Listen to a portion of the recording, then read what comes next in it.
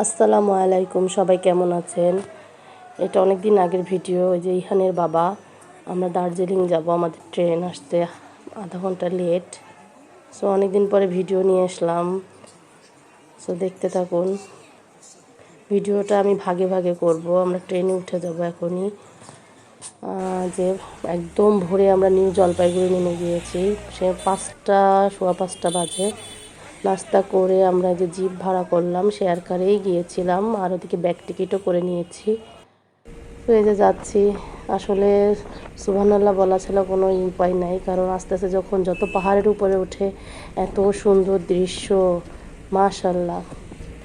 আর আমাদের ইন্ডিয়াতে আসলে দার্জিলিং যাওয়ার কোনোই প্ল্যান ছিল না, কারণ আমরা ব্যাঙ্গালোর যাব ইয়ানের বাবার জন্য ডাক্তার দেখাতে।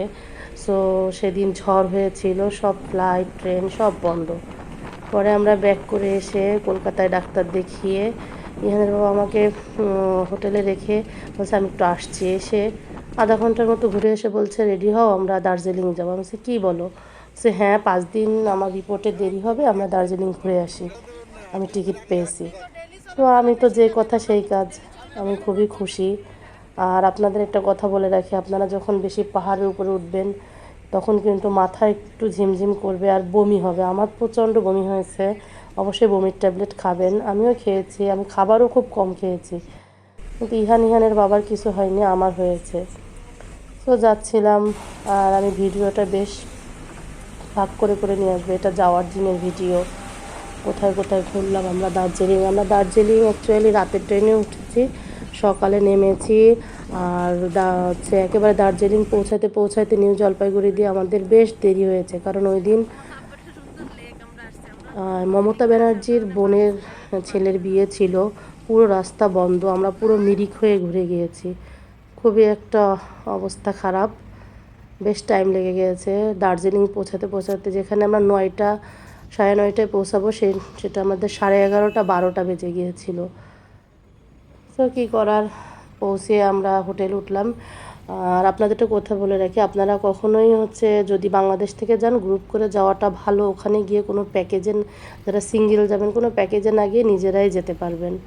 সো আমরা হোটেলে উঠে ফ্রেশ হয়ে একটা ঘুম দিয়ে মল রোডের দিক চলে আসলাম। আর ইহানের বাবা অনেক আগেই মল রোডে আসছে। আমি খুব টায়ার্ড, আমি একটা ঘুম দিয়েছি।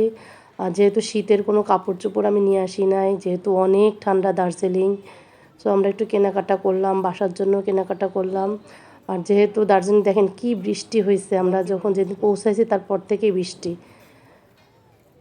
রাতের খাবার দাবার নিয়ে যাব, কারণ এখানে 8টার পরে সব বন্ধ হয়ে যায়, খাবার দাবার ওরকম পাওয়া যায় না। তো দোকান খোলা ছিল, সেখান থেকে দেখছিলাম, কিছু শীতের কাপড় নিলাম, বাসার জন্য কিছু নিলাম, আর ইহানের জন্য একটু নিলাম, কারণ আমরা একেবারে প্রিপারেশন ছাড়াই গিয়েছি দার্জিলিং। আর দার্জিলিং যে প্রচণ্ড ঠান্ডা।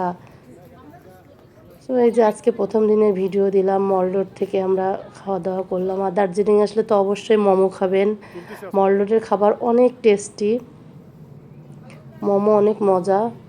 তো আপনাদের সামনে ভিডিওটা নিয়ে এলাম, ভালো লাগলে লাইক কমেন্ট শেয়ার দিবেন, দিন রাতের জীবনযাপনের সাথে থাকবেন। আর আমরা ইনশাল্লাহ পরে আরও আমি যেখানে যেখানে গিয়েছি পুরো ভিডিও নিয়ে আপনাদের কাছে নিয়ে আসব। ভালো থাকবেন, আল্লাহ হাফেজ।